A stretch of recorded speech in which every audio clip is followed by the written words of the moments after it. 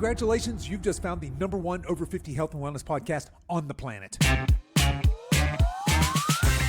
Hello and welcome to the Over 50 Health and Wellness Show. I'm your host, Kevin English. I'm a healthy aging expert and the founder of The Silver Edge, and I am on a mission to help men and women just like you build lean, strong, healthy, amazing, capable bodies they love for the rest of their lives.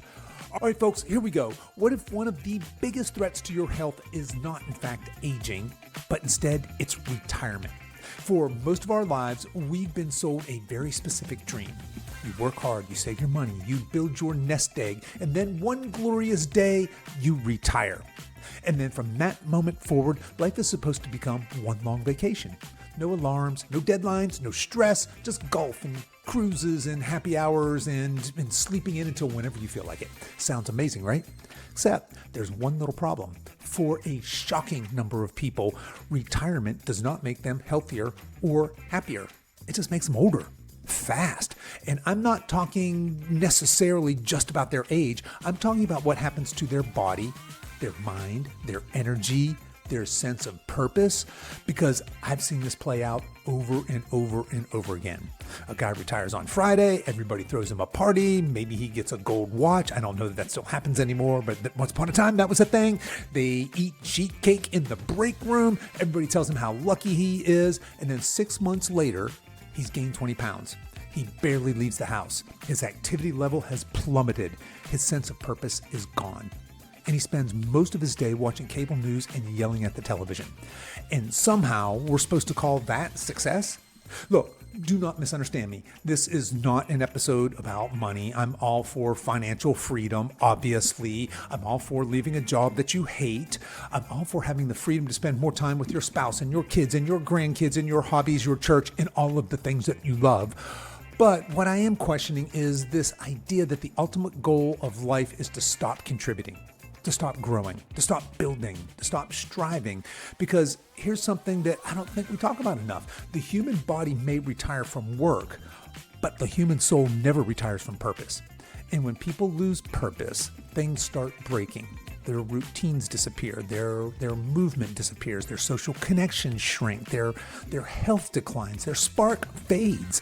So today we're going to talk about what I call the retirement lie. Why so many people are getting old long before they actually get old. Why retirement can become one of the most dangerous transitions in a person's life. And most importantly, how to make sure your retirement becomes the beginning of your greatest chapter instead of the beginning of your decline.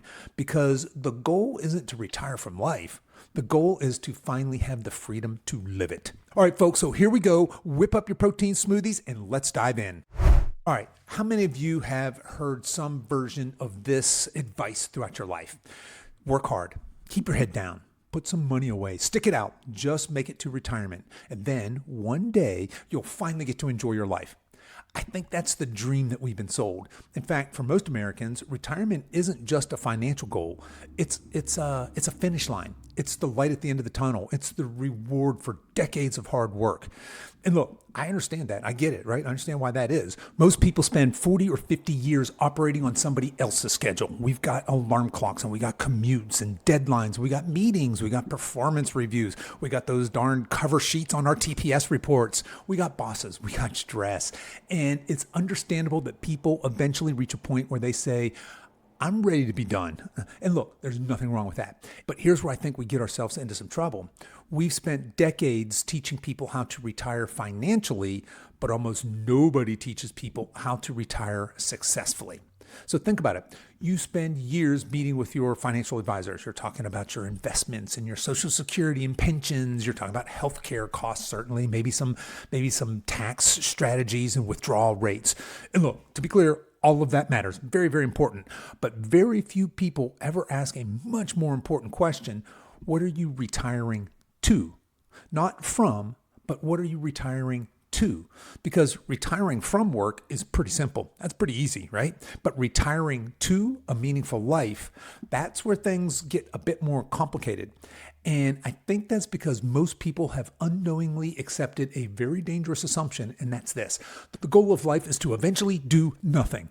Now, nobody says it quite that way, but I think that's the picture often that's painted for us. You can wake up whenever you want. You can watch TV. You can play a little bit of golf, take a cruise, sit by the pool. You can just put that on a loop indefinitely. And look, don't get me wrong. There's nothing wrong with golf. There's nothing wrong with vacations or relaxing. And I hope to enjoy all of those things myself in the future. Although not a big golfer, for me, that's probably going to be fishing. But here's the deal. Human beings were not designed for permanent leisure.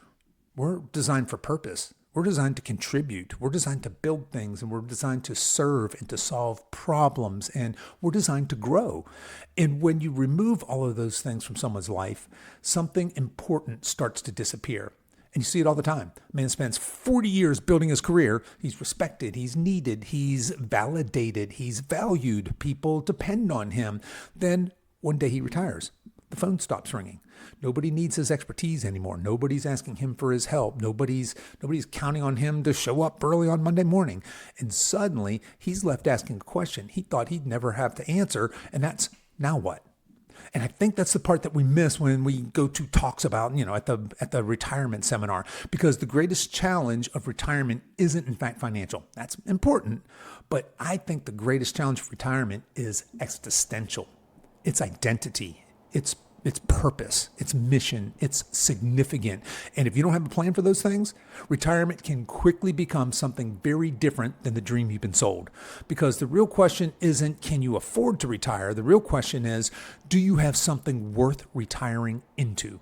And that, my friends, is where the conversation starts to get really interesting. Now, let me just be really clear about this before we go any further. Retirement itself is certainly not dangerous. Retirement can be one of the greatest seasons of your life. It should be one of the greatest seasons of your life. I think the danger comes when retirement creates a vacuum. Because whether we realize it or not, work provides a lot more than a paycheck.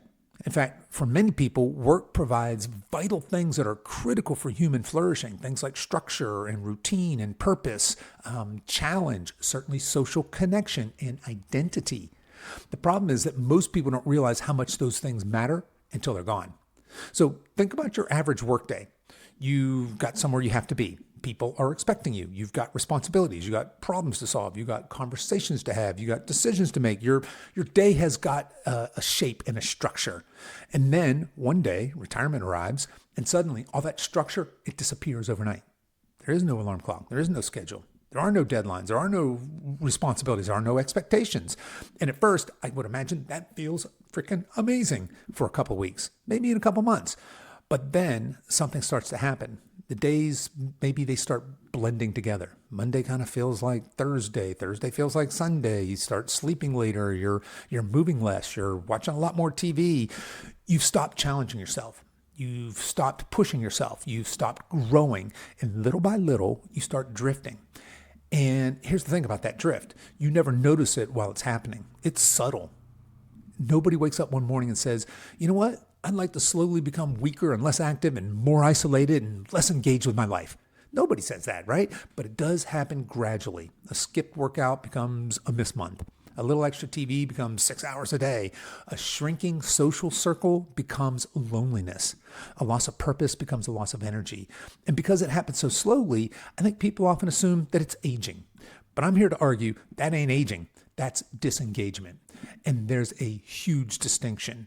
Because aging is inevitable, but disengagement is 100% optional. And here's something I find fascinating. When researchers study areas of the world where people live exceptionally long and healthy lives, they consistently find something very interesting. People don't stop contributing. They don't stop moving. They don't stop being useful. They don't stop having responsibilities. They don't stop having a reason to get out of bed every morning. In many cases, people remain active and engaged and socially connected well into their 80s and 90s. Meanwhile, here in the US, we've created a model where people spend decades working towards a day when they can stop doing all those things. And then we're surprised when our health starts to decline.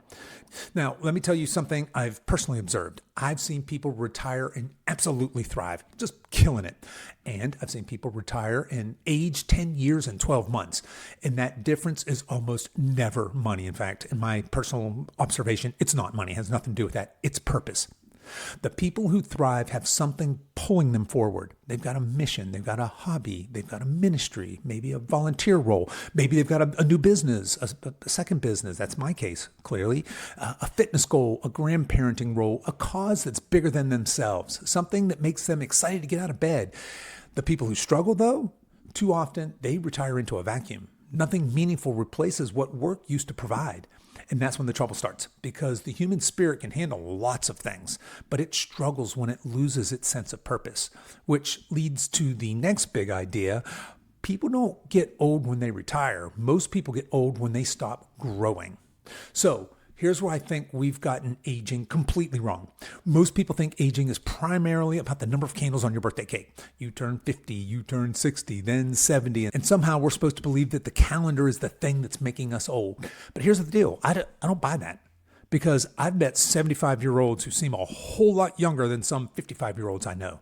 And I'm guessing you have too. You know exactly who I'm talking about. That 75-year-old who's traveling and exercising and volunteering and learning new things and playing pickleball and lifting weights, and they're serving at church and they're chasing around their grandkids and they're making plans for next year. Meanwhile, there's a 58-year-old lady sitting in a recliner who acts like her life is over. Same species, completely different outcomes. Why? Because aging isn't just chronological. Aging is behavioral. In my experience, people don't start getting old when they reach a certain age. They start getting old when they stop growing, when they stop learning, when they stop moving, when they stop contributing, when they stop challenging themselves, when they stop looking forward to something. And that's where decline really sets in. That's where it really begins. And honestly, I think we've all seen examples of this. Maybe it's a former athlete who stopped exercising. Maybe it's someone who retired and slowly just withdrew from life. Maybe it's a neighbor who seems to have given up. Maybe, if we're being honest, we've even seen little glimpses of that in ourselves already. Those moments when it's easier to stay comfortable than to stay engaged. Because comfort is seductive. Comfort's going to whisper to you, hey, you've earned this. Take it easy. Slow down. Somebody else can do that. And look, just to be clear here, there is absolutely nothing wrong with rest. Rest is important. Rest is good. Recovery is important. Enjoying life is important. But there's a ginormous difference between rest and retreat, between recovery and withdraw, between slowing down and giving up. One leads to renewal and the other one leads to decline. And here's what I think is one of the greatest lies that people tell themselves, and it's this: I'm too old for that.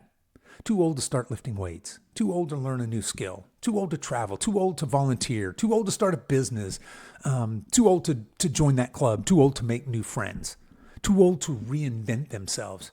Really? According to who? Who says that? Because history is full of people doing incredible things in their 60s, 70s, and beyond. So the problem isn't age. The problem is that too many people quietly surrender before they have to. They stopped acting alive long before they stopped being alive. And that, my friends, is heartbreaking. Because one of the greatest gifts of getting older is perspective. It's wisdom and experience. It's patience. It's the ability to mentor and guide others and share our lifetime worth of knowledge. So think about it. When you're 25, you got energy. When you're 65, you got wisdom. And to be clear, the world desperately needs both of those things. Yet our culture acts like aging means becoming less relevant, less valuable, less useful.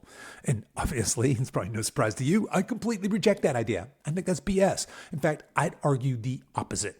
A healthy, engaged, purpose-driven 65-year-old may be more valuable to their family, their church, their community, their society than they've ever been, but only if they stay in the game, only if they keep growing, only if they refuse to retreat. Because the moment you stop growing, the moment you stop learning and you stop contributing, the moment you stop moving forward, that's the day old age starts winning. Not because of your birthday, but because of your behavior. So let me ask you a question. What are you doing right now that challenges you? What are you learning? What are you building? Who are you helping? What are you excited about? What lights you up? Because those answers tell me far more about your future than the date on your driver's license ever will. And that's where retirement gets really interesting. Because once people leave their careers behind, they often discover that the biggest challenge isn't managing their money. It's figuring out who they are now. And that's exactly where I want to go next, right? I want to talk about what I believe is the real reason retirement is so difficult for some people. It's not money. It's not boredom, it's identity. And this is the part I think almost nobody prepares for. Because for most of our adult lives, we've answered one question over and over again. So, what do you do? And without even thinking about it, we respond with our profession. I'm a teacher, I'm an engineer, I'm a contractor, I'm a nurse, I'm a police officer, I'm a business owner, I'm an accountant, I'm in sales, right? And for decades, our work becomes one of the primary ways we define ourselves, if not the primary way we define ourselves. It becomes part of our identity, part of our story, part of how we understand our place in the world. And again, there's nothing inherently wrong with that. Work matters. Meaningful work is a gift. Work allows us to contribute, to provide, to serve, to create, to solve problems. But here's where the problem begins. For many people, their career slowly stops being something they do and it starts becoming who they are. Then retirement shows up and suddenly the title's gone. The office is gone. The meetings are gone. The responsibilities are gone. The recognition is gone. The people who depended on you are gone. The status is gone. And for the first time in decades, you're left staring in the mirror asking, okay, who am I now? And that can be a terrifying question if you've never thought about it before, because beneath the excitement of retirement often lies a deeper fear, the fear of becoming irrelevant, the fear of no longer being needed, the fear of no longer mattering. Now, most people would never say that out loud, but it's there. And I think this is especially true for guys, for men. And yes, I know that half of our audience is women listening, and this can absolutely affect women as well. But I think that men in particular often tie a tremendous amount of their identity to their ability to provide and to produce and to lead and to contribute. And for decades, they've been the problem solver, the protector, the breadwinner, the leader. And then one day that role changes. And if they're not careful, they start confusing a change in role with a loss of value. But those are not the same thing. So let me say that again, because somebody listening, I think, needs to hear that. A change in role is not a loss of value. Just because you're no longer the boss, maybe the CEO, doesn't mean you no longer matter. Just because you no longer wear a badge doesn't mean your wisdom disappeared. Just because you're no longer running that department doesn't mean you have nothing left to contribute. In fact, I'd argue that some of your most important work may still be ahead of you. Because here's the deal. The world has plenty of people with information. What it desperately needs is people with wisdom. And wisdom tends to come with gray hair. Your family needs it. Your community needs it. Your grandchildren need it. You have decades of lessons learned. Mistakes made, victories earned, hard-won perspective. So the question is, what are you going to do with that? Because retirement isn't just leaving one identity behind, it's stepping into a new one. And the people who thrive are the people who understand that. They stop asking, what did I used to do? And they start asking, who am I becoming?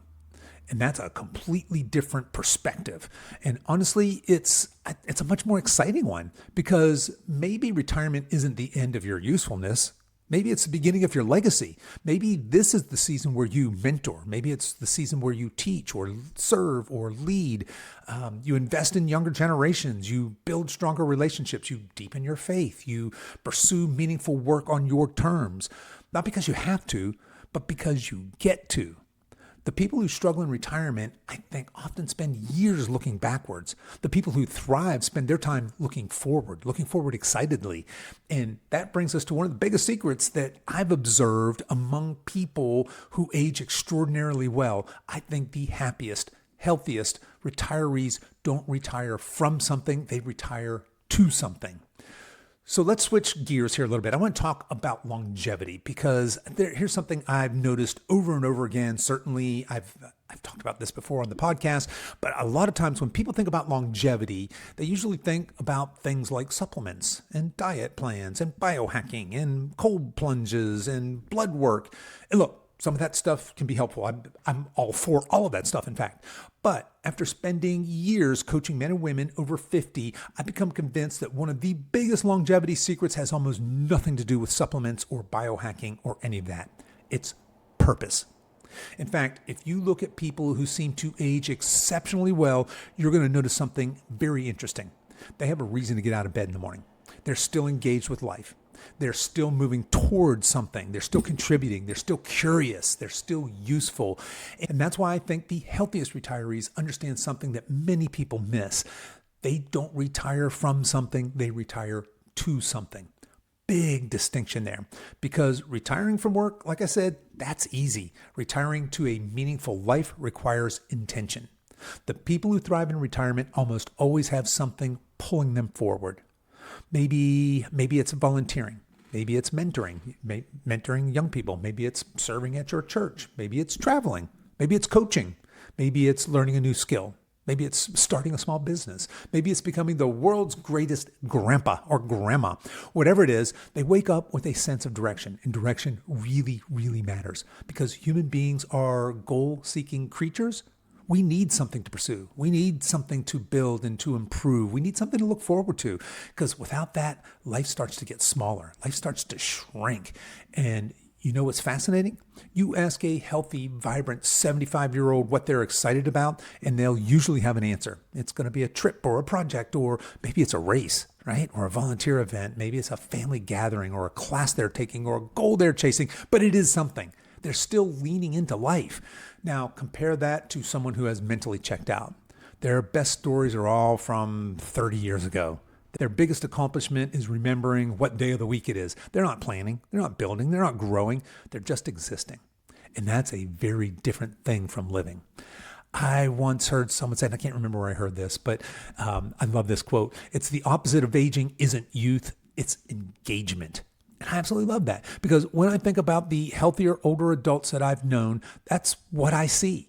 I say engagement. They engage with their health, with their bodies. They engage with relationships. They engage with their faith. They engage with other people, with community. They engage with challenges. They engage with life. And here's what I think is one of the greatest misconceptions about retirement. It's that people assume the goal is to stop working. I don't think that's true. I think the goal is to stop doing the work that you hate, that you don't like. And that's a big, big difference, right? You may stop working for a paycheck. You may stop commuting. You may stop dealing with meetings and deadlines, but that doesn't mean you stop contributing. In fact, retirement gives you freedom to contribute in ways that you may have never had time for before.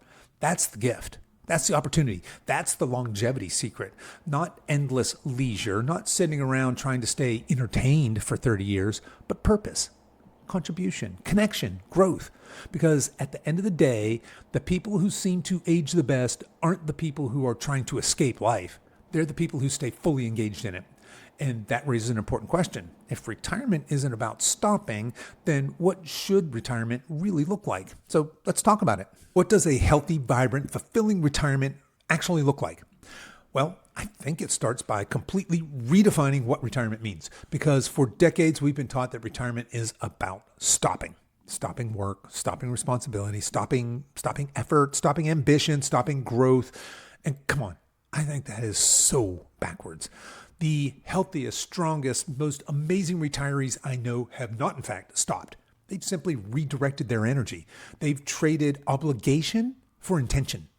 They've traded their career for a calling. They've traded their deadlines for purpose. Those are very, very different things. So I don't think retirement should be viewed as the end of your productive life. I think it should be viewed as graduation. You've completed one chapter. Congratulations. Now you get to write the next one. And for the first time in your life, you've got the freedom to design it exactly the way you want. Think about how incredible that is. For decades, much of your life was dictated by necessity. You worked because you had to. You had to pay the bills. You got to raise the kids. You built a career. You managed responsibilities. And hopefully, if you've planned this right, retirement gives you something so incredibly valuable. And it's this. It's choice. So the question becomes, what are you going to do with that freedom? Because freedom without purpose, often that becomes, emptiness? But freedom combined with purpose, I think that's where the magic happens. So here's the retirement model I'd love to see more people embrace. First, keep training.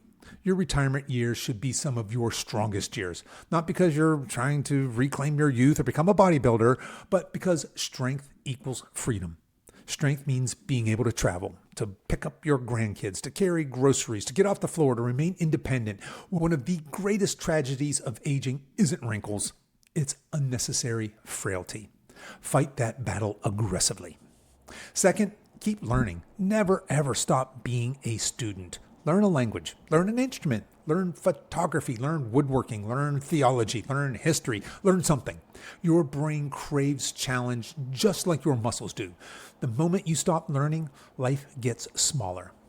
Third, keep serving. One of the fastest ways to become miserable is to make life entirely about you. One of the fastest ways to stay vibrant is to help other people. So mentor, volunteer, serve, coach, invest in younger folks. You have wisdom that somebody desperately needs. Don't take it to the grave with you. Fourth, keep building. Notice I didn't necessarily say keep working. I said keep building. Build a garden, build a business, build relationships, build a ministry, build a community group, build something meaningful. Human beings are builders by nature. We're happiest when we're creating. And then finally, keep dreaming. I think this is huge. Too many people reach retirement and they stop looking forward. No goals, no adventures, no vision, no mission, no plans, nothing on the horizon. I think that's dangerous because hope lives in the future. You need things to anticipate, trips to take and experiences to have and challenges to pursue and people to impact, reasons to wake up excited. You know what I want for you? I want you to be 75 years old with a calendar that's still full, a gym membership that's still active, a passport that's still getting stamps, grandkids who love spending time with you, friends who enjoy being around you and you enjoy being around them, a purpose that still gets you out of bed every morning, and enough curiosity to believe that your best chapter might still be ahead of you. That's the new retirement model. Not withdrawal, but engagement. Not decline, but growth. Not endless leisure, but meaningful living. Because retirement isn't supposed to be the season where you slowly fade away and fade out. It's supposed to be the season where you finally have the freedom to become everything you've been preparing for. So let's make this practical, guys. Because right now you might be thinking, okay, Coach Kev, I get it. Retirement doesn't have to mean decline. So what do I actually do? That's a great question. Because if there's one thing I hope you take away from this episode, it's this. Retirement's not an age. It's a lifestyle. And the goal isn't simply to retire. The goal is to retire without growing old. Now, let's just keep it real. Aging is undefeated. We are all going to age. We're all going to get our wrinkles. Our hair is going to turn gray. For me, it's kind of falling out a little bit. Parts of you are going to creak a little more than they used to. That's life. But there's a huge difference between aging and surrendering. And the people who age extraordinarily well, they tend to follow a few simple principles. So let's walk through these. I got a few rules for you here. What do I have? 1, 2, 3, 4, 5. I got 7 rules for you. All right. So rule number 1, keep moving. Folks, this is non-negotiable. Movement is life. The fastest aging people I know are almost always the most sedentary. The most vibrant people I know are almost always the most active. So walk, strength train, garden, play pickleball, hike, bike, swim, dance. Just do something. Just move every single day. Your body was designed for activity. The moment you stop moving, the aging process accelerates. Not because you're old, but because you're inactive. Rule number 2, keep learning. One of the most dangerous phrases in English is this. I already know that. Really? Because the healthiest, happiest people I know are endlessly curious. They have a beginner's mindset. They're reading and taking classes and learning new skills and exploring new ideas. They're asking questions. They're growing. The moment you stop learning, you start shrinking. So stay curious. Curiosity keeps you young. Rule number 3, keep serving. This might be my favorite. This might be the most important here. Your life was never meant to revolve entirely around you. The happiest retirees I know are helping somebody. They're mentoring and volunteering and teaching and serving and helping, and they're investing in younger generation. Purpose often lives on the other side of contribution. If you're feeling stuck, ask yourself, who can I help? I think that question changes everything. Rule number 4, keep building. Build something, anything. Invest in a garden. Invest in your marriage, a business, a ministry, a community, a healthier body, a stronger faith. Look, human beings are creators. We are creative. We are builders. We are problem solvers. We love projects and we need goals. We need things that we're working towards. The moment you stop building, life starts losing its color. Rule number 5, protect your tribe. Look, loneliness is one of the most powerful predictors of poor health and early mortality. And retirement can quietly shrink your social circle if you're not intentional. Your work relationships disappear. Your daily interactions disappear. Your routines disappear, which means you need to proactively create connection. So invest in friendships, join groups, attend church, play sports, volunteer, have people in your life. Humans are tribal creatures. We were never meant to do life alone. Rule number 6, stay useful. This is huge. One of the deepest human needs is to feel useful, to feel connected, to know that your presence matters, that somebody benefits because you're here. And here's the beautiful thing. You don't age out of usefulness, ever. In fact, many people become more valuable with age because of the wisdom they've accumulated. Your experience matters. Your perspective matters. Your story matters. Your encouragement matters. Never believe the lie that your best contributions are behind you. And then rule number 7, make a future, or I could say it this way, keep a future. This may be the most important rule of all. Always have something on the horizon. Maybe it's a trip or a goal or a project or a volunteer opportunity or a challenge, a dream, but something. Because people with a future tend to stay alive, not just physically, but emotionally and mentally and spiritually. Like I said earlier, hope lives in the future. And when people stop looking forward, something inside them starts to fade. So keep planning. Keep dreaming, keep anticipating, keep moving towards something. Because here's what I've noticed after many years of coaching our people in our age demographic, 50s, 60s, and 70s, the people who age the best aren't the ones trying to cling desperately to their youth. They're the ones who stay fully engaged with life. They refuse to retreat. They refuse to coast. They refuse to become spectators. And they keep showing up. They keep growing. They keep contributing. They keep becoming. And that's why I believe the secret to retiring without growing old is surprisingly simple. It's just never stop having a reason to get out of bed in the morning. You do that and you'll be amazed at how young you can remain no matter what the calendar says. So let me leave you with this one final thought here as we're wrapping this up. When most people imagine getting older, they picture decline. Less energy, less strength, less relevance, less purpose, less life. And honestly, that's one of the saddest lies our culture has ever accepted. Because if today's episode has taught us anything, hopefully it's this. Getting older is inevitable, but growing old is optional. So we're all going to age. I'm not suggesting that you have the body that you had when you were 25. Those days are gone. That ship has sailed. I'm not suggesting you're never going to face challenges. Unfortunately, life just doesn't work that way. But what I am saying is this. You have far more influence over how you age than you've been led to believe. You can choose to stay engaged. You can choose to keep moving. You can choose to keep learning and keep serving and keep building and keep dreaming. And those choices, they compound over time. Because here's the deal. The people who seem the youngest aren't necessarily the people with the fewest wrinkles. They're the people with the most life. The people who still have that sparkle in their eye. The people who still get excited about the future. The people who still have goals. They still have curiosity. They still have purpose. They still have something that they're chasing. And look, that's what I want for you. That's what I want for me. That's what I want for all of us. I don't want you counting down the days until retirement. I want you building a life so meaningful and wonderful that retirement simply becomes the next chapter of this amazing adventure. I don't want you spending your final decades trying to stay entertained while you just waste away. I want you to spend them fully alive, fully engaged, fully present, fully invested in the people and the causes that you love and that matter the most. Because at the end of the day, retirement isn't the finish line. It's not the end of the race. It's not the closing chapter of your story. If anything, it's the moment when you finally gain the freedom to write your most important chapter yet. A chapter where wisdom replaces ambition. A chapter where contribution replaces accumulation. A chapter where significance replaces cultural success. Where legacy replaces achievement. And maybe that's what retirement was supposed to be all along. Not this withdrawal from life, but a deeper engagement with it. So, if you're already retired, let me challenge you. What are you building? Who are you helping? What are you learning? What are you excited about? And for those of you listening where retirement's still some years away, let me challenge you with a difficult question. What are you retiring to? Not from, because that answer is easy, but what are you retiring to? Because the quality of your retirement won't be determined by the size of your portfolio. It's going to be determined by the size of your purpose. Alrighty, folks, that's what I've got for you this week. Remember, don't spend your life working toward a day when you stop living. Build a life that keeps calling you forward. Keep moving, keep learning, keep serving, keep growing. And whatever you do, don't get old before your time.